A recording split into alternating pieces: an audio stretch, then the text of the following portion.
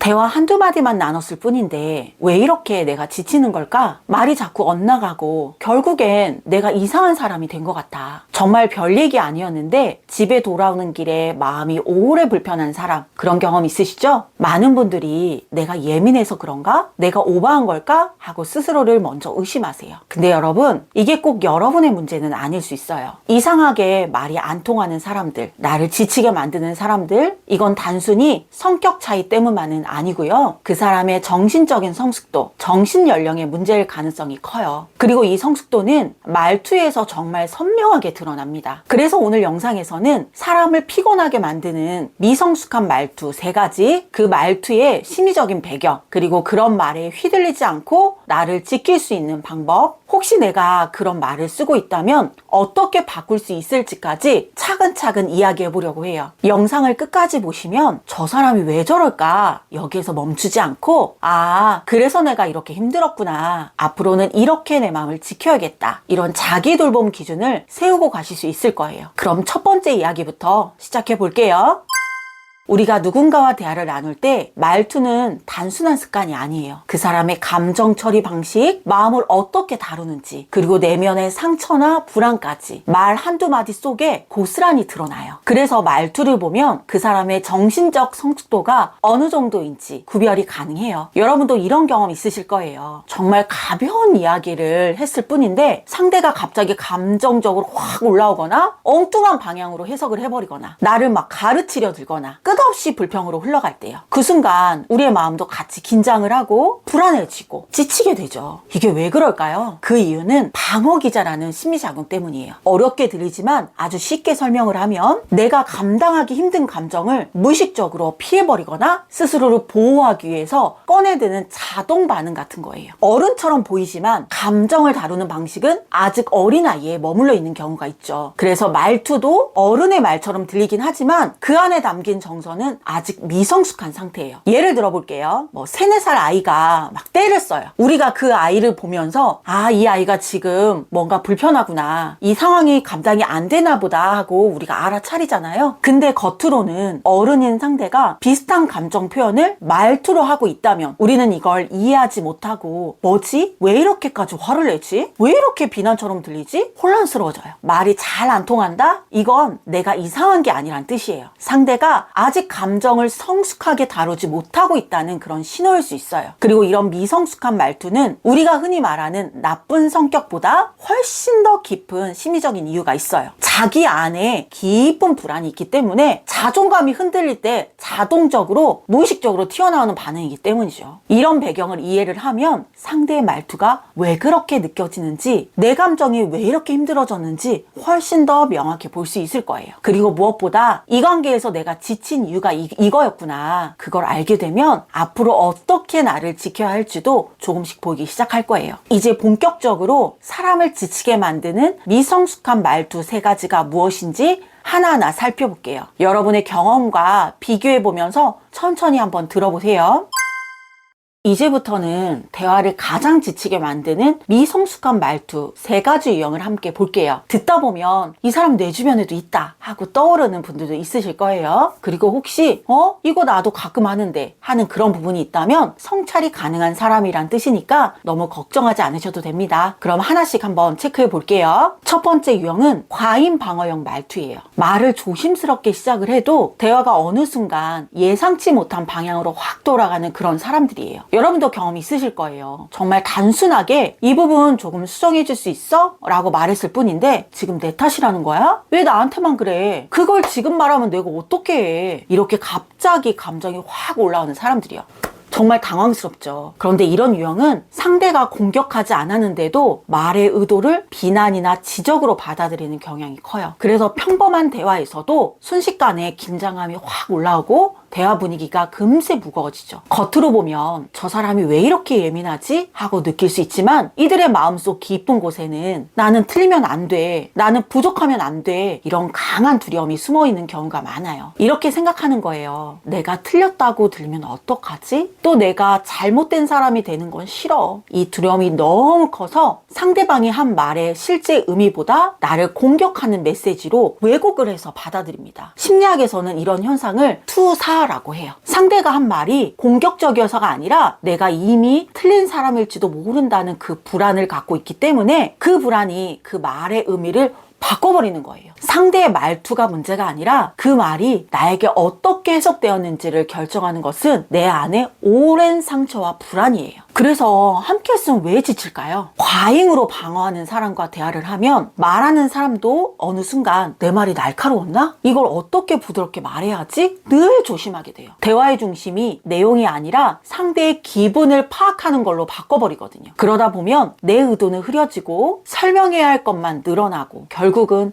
상대의 감정을 받아주는 역할을 하게 됩니다. 너무 지치게 되죠. 이게 반복이 되면 말을 꺼내는 것 자체가 부담스러워지고 나도 모르게 회피하게 되고 상대의 눈치를 살피게 되죠. 그래서 지치게 되는 거예요. 내용보다 감정을 먼저 상대해야 하니까. 직장에서는 업무 특성상 누구나 방어적일 수도 있고 실수에 민감해지는 순간도 있어요. 그건 상황이 만들어내는 자연스러운 긴장감이에요. 하지만 우리가 지금 말하는 과잉 방어형은 가족이나 연인, 친구, 사적으로 가까운 관계, 감정적으로 가까운 관계에서 사소한 말에도 큰 위협으로 느끼고 즉각적으로 방어하는 말투를 의미해요. 상황적으로 민감함이 아니라 평소의 기본적인 패턴이라는 점에서 차이가 있어요. 그래서 관계가 우리가 가까울수록 상대의 말투에 더 지치게 됩니다. 친한 사이일수록 우리가 더 조심해야 하니까요. 여기에서 핵심으로 한 줄 한번 정리해 볼게요. 과잉 방어형의 말투는 상대를 공격하려는 마음이 아니라 상처받을까봐 먼저 방어하는 마음이 시작이 됩니다. 이걸 이해하면 상대의 말투가 나에게 던지는 그런 화살처럼 느껴지는 순간들이 조금은 다르게 보이기 시작할 거예요. 자, 두 번째 유형은 충조평판형, 즉 무례형 말투예요. 여러분도 일상에서 가장 자주 마주쳤을 가능성이 큰 사람들이에요. 상대가 부탁한 것도 아닌데 슬쩍 자신의 기준을 들이밀고 그 기준에 맞지 않으면 바로 평가를 하거나 결국엔 내 방식이 더 맞아 이렇게 흘러버리는 말투예요. 이런 사람들을 흔히 충조평판형 이라고 부르는데요. 이건 충고, 조언, 평가, 판단의 앞글자를 따서 만든 말이에요. 이분들의 말투에는 이런 흐름이 있어요. 아직 내가 몰라서 그래. 그 방향보다 내가 말한 게 더 안전해. 내가 겪어봐서 아는데 그건 틀렸어. 언뜻 보면 도와주려 하는 말 같기도 하지만 그래서 내가 순간 고마워해야 하나 싶은데 대화를 조금 더 이어가다 보면 그 말의 핵심은 이렇게 들립니다. 너는 판단력이 부족하고 나는 더 잘 알고 있어. 이런 말투를 들을 때 이상하게 자신이 작아지는 느낌, 나도 모르게 방어적으로 변하는 경험 여러분도 해보신 적 있을 거예요. 이건 단순히 충고 때문이 아니라 말투 속에서 위아래의 구조가 만들어지기 때문이에요. 그렇다면 왜 이런 말투를 쓰게 될까요? 충조평판형 말투를 가진 분들은 겉으로는 자신감 있어 보이지만 속을 한번 들여다보면 불안과 비교에서 오는 그런 긴장감을 많이 느끼는 경우가 많아요. 이들은 이렇게 생각해요. 내가 틀리면 어떡하지? 내가 잘 모르는 사람으로 보이면 안 되는데 상대가 나보다 앞서 있으면 불안해. 그래서 내면의 이 불안을 진정시키기 위해서 가르치는 위치로 올라가려고 해요. 조언하고 방향을 제시하고 결론을 정해주는 과정에서 비로소 괜찮다는 안도감을 느끼는 거죠. 이게 바로 통제하면서 불안을 낮추는 방식이에요. 내가 더 많이 알고 있다는 그런 이미지를 유지해야지 내 안에 있는 불안이 잠잠해지는 그런 심리인 거죠. 그래서 이들의 말투는 상대에게 해결책을 주기 위한 말처럼 보이긴 하지만 사실 본인의 마음을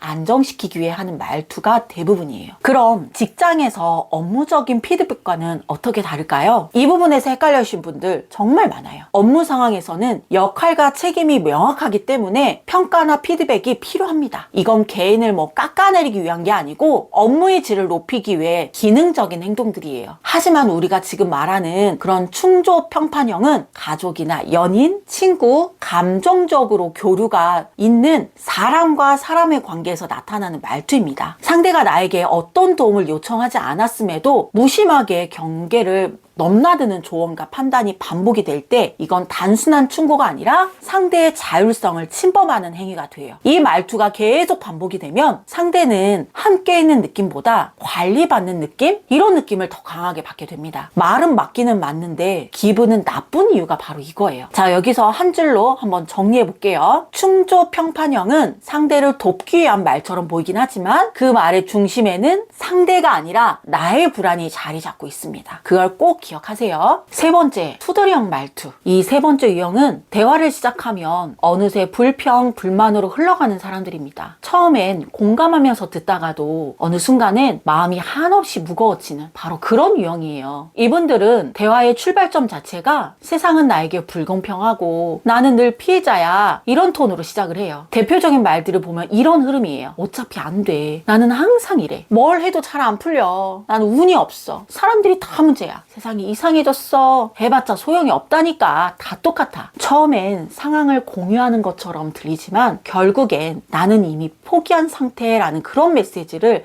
반복적으로 전달을 합니다. 듣는 사람의 에너지를 크게 빼앗아가요. 그렇다면 왜 이런 말투가 나올까요? 투덜이형 말투를 가진 사람들은 겉으로는 화를 세상에 돌리는 사람처럼 보이지만 내면에는 깊은 무력감과 좌절감이 자리하고 있어요. 마음속에서는 이렇게 말하고 있는 거죠. 나는 뭘 해도 안 될 것 같아. 변화시킬 수 있는 힘이 나에게 없어. 내가 시도했다가 또 실패하면 더 상처받을 것 같아. 이 무력감이 너무나 커서 내가 바꿀 수 있는 부분보다 나를 무너뜨렸던 환경이나 사람, 그런 상황에 초점을 맞춰서 있어요. 그래서 내가 움직이지 않아도 되는 방향으로 이야기가 흘러가 버리죠. 마음을 지키기 위한 자기 방어예요. 스스로 책임을 지면 너무 두렵기 때문에 불평이란 형태로 감정이 막 밖으로 새어나오는 거예요. 심리학에서는 이를 합리화와 정가가 섞인 형태라고 설명을 합니다. 사람에게 화를 쏟을 수 없다 보니 나보다 약한 사람 또는 안전한 사람에게 감정을 옮겨서 표현하는 방식이죠. 그래서 함께 있으면 왜 지칠까요? 투덜이형 말투는 처음엔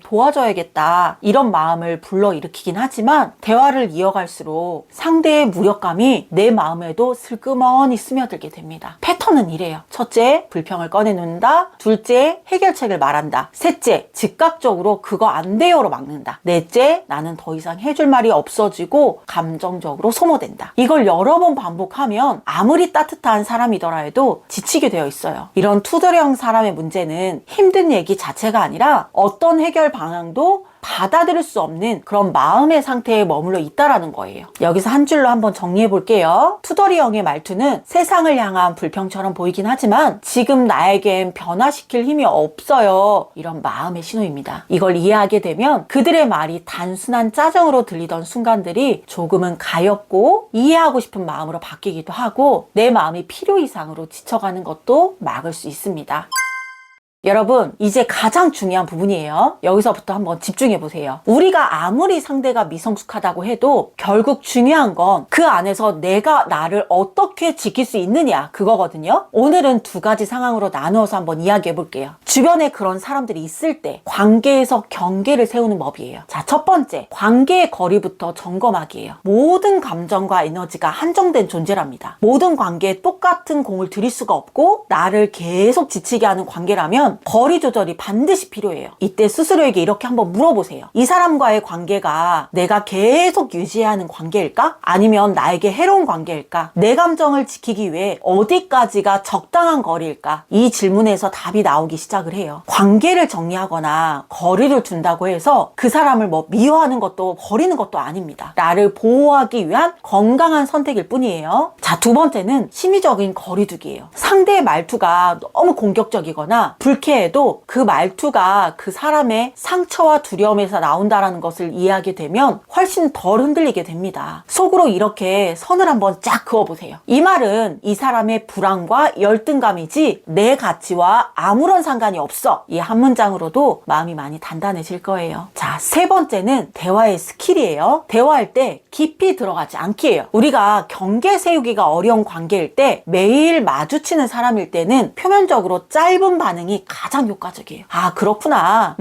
그렇게 느낄 수 있지. 알겠어. 설명이나 해명이나 설득은 하지 않는 게 좋아요. 상대의 미성숙한 말투에 감정적으로 참여할수록 상대의 패턴 안으로 들어가게 되거든요. 대화를 짧고 단순하게 끝내기. 이게 정말 큰 힘을 발휘합니다. 자, 네 번째는 필요한 경우 직접적으로 경계를 표현하는 거예요. 정말 반복되고 더는 참기 어려울 때는 말로 분명하게 알려줘야 해요. 예를 들면 이런 식이에요. 지금 그 말은 저에게 좀 과한 충고처럼 느껴져요. 저는 이런 이야기 방식은 정말 힘들어요. 저는 해결책보다 공감이 필요해요. 처음엔 불편할 수도 있어요. 하지만 이런 건강한 공격성도 때로는 반드시 필요합니다. 경계는 말로 세우는 순간 비로소 존중이 만들어질 수 있거든요. 두 번째 상황이에요. 혹시 내가 이런 말투를 쓰고 있는 분 계신가요? 자, 그럼 한번 집중해 보세요. 여러분, 여기가 정말 중요한 부분이에요. 미성숙한 말투는 나쁜 사람이라서가 아니라 대부분 지치고 상처받은 내 마음이 보내는 신호예요. 그래서 바꾸고 싶다면 말투가 아니라 내 마음을 먼저 들여다봐야 해요. 첫 번째는 감정부터 인식하기예요. 왜 이렇게 내가 욱하지? 왜 자꾸 남을 평가하고 싶지? 왜 불평이 먼저 이렇게 확 나와버릴까? 이 질문들이 나를 지키는 첫걸음이에요. 감정을 알아차리기만 해도 반응이 훨씬 더 부드러워집니다. 두 번째는 숨은 욕구를 찾아보기예요. 미성숙한 말투 뒤에는 항상 진짜 마음이 숨어 있어요. 인정받고 싶어서, 상처받을까봐, 두려워서, 혼자 해결하기 힘들어서, 마음이 너무 지쳐 있어서 욕구들을 들여다보기 시작할 때 내 말투가 부드럽게 바뀌기 시작합니다. 세 번째는 말의 방향을 조금 바꿔보세요. 자, 비난형 말투 같은 경우에는 너 왜 그래? 이것보다는 지금 좀 속상해. 다음엔 이렇게 말해주면 좋을 것 같아. 이런 말투를 한번 바꿔보시고요. 충조 평판형, 무례형 말투예요. 그렇게 하면 안 돼. 이런 말투보다는 너는 어떻게 하고 싶어? 내가 보기엔 이런 방법도 있긴 해. 이렇게 한번 바꿔보세요. 그리고 투덜이형 말투는 어차피 안 돼. 이거에서 지금은 어렵지만 오늘 내가 할 수 있는 건 뭐가 있을까? 이렇게 한번 말투를 바꿔보세요. 이 작은 변화들이 나의 관계를 건강하게 만들고 스스로에 대한 믿음도 높여주게 됩니다. 여러분, 오늘 우리는 사람을 지치게 만드는 그런 미성숙한 말투, 그 말투 뒤에 숨어있는 마음, 그리고 그런 말투에 흔들리지 않고 나를 지키는 방법까지 차근차근 살펴봤어요. 저도 실제 상담 장면에서 또 제 삶에서도 왜 이 사람하고만 있으면 이렇게 지칠까? 왜 대화가 자꾸 엇나가고 결국엔 나만 상처받는 걸까? 이런 경험을 저도 여러 번 했습니다. 그때는 상대의 문제인지 아니면 내가 부족해서 그런 건지 참 헷갈렸던 것 같아요. 그런데 상담자로서 많은 사람들의 이야기를 듣고 그리고 제가 가진 내면의 패턴도 돌아보면서 조금씩 알아가게 되었어요. 사람의 말투는 그 사람의 상처나 불안, 감정 처리 방식이 고스란히 드러나는 창문이라고 해요. 그래서 상대의 미성숙한 말투에 오래 상처받고 있었다면 여러분이 예민해서가 아니라 그만큼 상대의 말이 여러분의 마음 깊은 곳을 건드렸기 때문이에요. 그 마음을 혼자서 감당해내며 버텨온 여러분이 정말 대단한 사람이라는 거를 말씀드리고 싶어요. 저는 지금 이 채널을 통해서 그 마음을 여러분과 함께 이해하고 함께 회복해 나가고 싶어요. 누군가의 말투 때문에 매번 무너지고 설명하고 해명하고 맞춰주고 그런 관계 속에서 자꾸 작아지는 마음이 있었다면 이젠 조금씩 그 마음을 다시 여러분 쪽으로 데려오는 그런 연습을 함께 해보고 싶어요. 관계는 한순간에 달라지진 않아요. 하지만 여러분이 여러분만의 경계를 다시 세우고 상대의 미성숙함과 내 마음을 구별하기 시작을 하면 정말 놀랍게도 내면이 훨씬 단단해지고 가벼워지기 시작을 합니다. 저도 그 길을 걸어왔고 지금 여러분에게도 그 길이 열려 있다는 것을 저는 믿습니다. 오늘 이야기에 한 문장으로 정리하면 이겁니다. 상대의 미성숙함보다 그 말에 흔들리는 내 마음을 먼저 들여다보세요. 누군가의 말투가 아니라 여러분의 내면의 기준이 여러분의 하루를 결정합니다. 여러분 한 분 한 분의 마음을 조금 더 가까이에서 들여다볼 수 있도록 정기 뉴스레터 소담 마음 편지를 준비하고 있어요. 영상만으로 다 다루지 못했던 내용들, 우리가 관계 안에서 마음이 흔들리는 순간들, 어떻게 마음을 다스려야 하는지 마음 처방전까지 따뜻한 편지로 전달드릴 예정입니다. 댓글란에 소담 마음 편지 구독 링크를 한번 남겨줄게요. 많이들 신청해주세요. 우리가 바쁜 하루 속에서도 잠시 깊게 숨쉬는 그런 시간들, 여러분의 마음이 쉬어갈 수 있는 그런 따뜻한 공간이 되었으면 합니다. 끝까지 영상을 함께 해주신 분들이 남겨주신 짧은 한 줄 한 줄이 저에게는 정말 큰 힘이 됩니다. 오늘 영상을 통해서 느꼈던 그런 마음가짐이라든지 아니면 기억에 남는 문구라든지 나도 이런 부분 때문에 힘들었어요 라는 그런 마음의 나눔 모두 다 좋습니다. 여러분이 이런 댓글 하나하나 남겨주실 때 누군가에게는 만 이런 게 아니구나, 나도 다시 해볼 수 있겠다, 이런 용기를 주는 따뜻한 등불이 되어집니다. 오늘도 여러분의 마음이 어제보다 조금 더 평온하길 바랍니다. 지금까지 소담 마음 처방전이었습니다.